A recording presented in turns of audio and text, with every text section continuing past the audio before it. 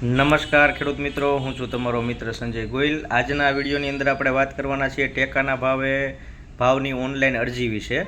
જો આ YouTube channel ઉપર તમે મિત્રો નવા હોય તો યુટ્યુબ ચેનલને સબસ્ક્રાઈબ કરી લેજો અને બેલ આઇકોન ઉપર ઓલ નોટિફિકેશન ઉપર આપી દેજો, કારણ કે નવા વિડીયો, નવી માહિતી જે કાંઈ આવે એ ખેતીવાડીને લગતી, ટપક સિંચાઈ પદ્ધતિને લગતી, ફુવારા લાઇન, મિની સ્પ્રિંકલર, રેન પાઇપ કે કોઈ પણ જાતની અરજી હોય, આ ખેડૂત પોર્ટલ ઉપર કંઈ નવી અરજી શરૂ થઈ હોય, ટેકાના ભાવની કંઈ ખરીદી હોય, તો ખેતીવાડીમાં જે કાંઈ પણ નવું અપડેટ હોય એ આપણે આપતા રહેતા હોઈએ છીએ। એટલા માટે હંમેશા કહેતા હોઈએ છીએ કે આ યુટ્યુબ ચેનલ ઉપર તમે નવા હોય તો એને સબસ્ક્રાઈબ કરી લેજો, જેથી તમને નવી માહિતીઓ મળતી રહે, બરાબર છે।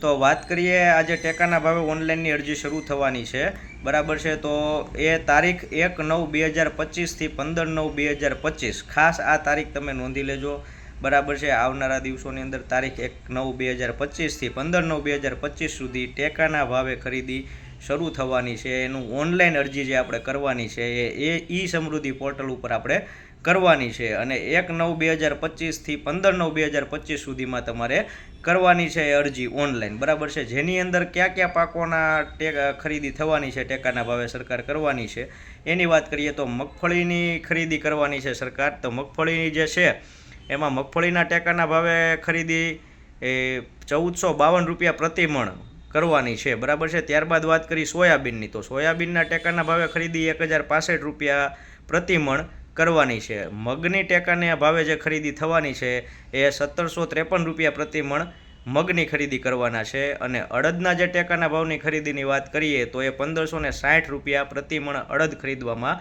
આવશે। હવે આ ઓનલાઈન અરજી છે, એ અરજી કરવા માટેના જરૂરી કાગળિયા છે 8, 7, 12, બરાબર, વાવેતરનો દાખલો, આધાર કાર્ડની નકલ, બેંક પાસબુકની નકલ અને તમારો મોબાઈલ નંબર, આટલી વસ્તુ ખાસ જોશે। ઓનલાઈન અરજી તમારે ક્યાં કરવાની છે તો તમારા ગામની ગ્રામ પંચાયતમાં, CSC કોમન સર્વિસ સેન્ટર પર, સાયબર કાફેમાં, તમારા મોબાઈલથી આપણે અગાઉ પણ વિડીયો મૂકેલા છે જેમાં તમે મોબાઈલ દ્વારા કે કોમ્પ્યુટર દ્વારા અરજી જાતે કરી શકો। તો હાલ અત્યારે બધાને ખ્યાલ છે, બધા પાસે, બધા મોટા ભાગના ખેડૂતો આપણે સ્માર્ટફોન વાપરીએ છીએ, એમાંથી પણ તમારે અરજી કરવી હોય તો તમે કરી શકો છો। તો મિત્રો, આશા રાખું છું વિડીયો તમને સારો લાગ્યો હશે, માહિતી સારી લાગી હશે।